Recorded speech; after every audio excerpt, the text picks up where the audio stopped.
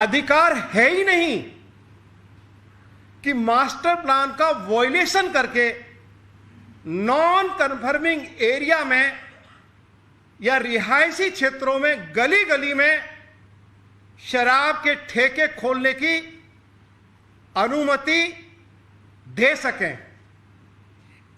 दिल्ली के मुख्यमंत्री के पास, दिल्ली के मंत्रिमंडल के पास यह अधिकार नहीं था। उन्होंने कानून और कायदे का उल्लंघन करके यह फैसला लिया। Master plan 2021 non confirming area में शराब की दुकान खोलने की अनुमति नहीं देता है।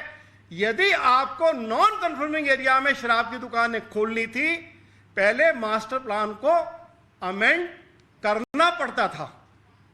तो ये जो फैसला उन्होंने लिया वह पूरी तरह से गैर कानूनी और नियमों का उल्लंघन करके लिया गया। इसलिए मैं सीबीआई से मांग करता हूं अरविंद केजरीवाल और उनके मंत्रियों के खिलाफ एफआईआर दर्ज की जाए। मेरा दूसरा उनसे सवाल है, और मैंने हाउस के अंदर भी कहा था, हाउस के बाहर भी कहा था, कि ये जो नई एक्साइज पॉलिसी आई है इसमें हजारों करोड़ रुपए का घोटाला हुआ है और उस पर हमने अपनी ओर से उसके समर्थन में कुछ तर्क भी दिए थे, विधानसभा के अंदर भी, विधानसभा के बाहर भी।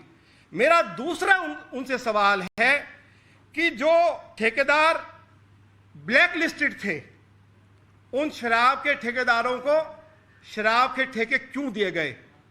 तीसरा हमारा उनसे सवाल है कि शराब निर्माताओं को शराब की बिक्री करने का लाइसेंस नहीं दिया जा सकता है, तो शराब निर्माताओं को शराब की बिक्री करने की अनुमति किस लिए दी गई? चौथा मेरा सवाल है कि दिल्ली में 20,000 करोड़ रुपए की शराब हर साल बेची जाती थी और केवल शराब के ठेकेदारों को 2% कमीशन मिलता था।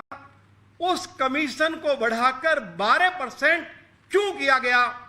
मेरा अगला सवाल है, पांचवा सवाल है कि यदि शराब की क्वालिटी ठीक नहीं है तो उसकी जांच दिल्ली सरकार की लैब में नहीं होगी, बल्कि दिल्ली के जो शराब के ठेकेदार थे उनकी लैब में उसकी टेस्टिंग होगी। शराब के ठेकेदारों को यह अधिकार क्यों दिया गया? मेरा छठा सवाल है कि दिल्ली में 21 ड्राई डेज होते थे, उनकी संख्या घटाकर 3 किस लिए की गई? मेरा सातवां सवाल है कि शराब परोसने का समय रात 11 बजे तक होता था, बगैर दिल्ली पुलिस से एनओसी लिए हुए उसको प्रातः 3 बजे तक उस समय सीमा को क्यों बढ़ाया गया? मेरा आठवां सवाल है कि अरविंद केजरीवाल की सरकार ने यह घोषणा की कि हम दिल्ली के लोगों को शराब पीने के तरीके भी सिखाएंगे और उसके लिए दिल्ली में 5 स्कूल खोले जाएंगे। यह बात भी उन्होंने कही। 9वां मेरा सवाल है, उन्होंने दिल्ली में डांस बार की भी अनुमति दी, अपनी जो नई एक्साइज पॉलिसी है।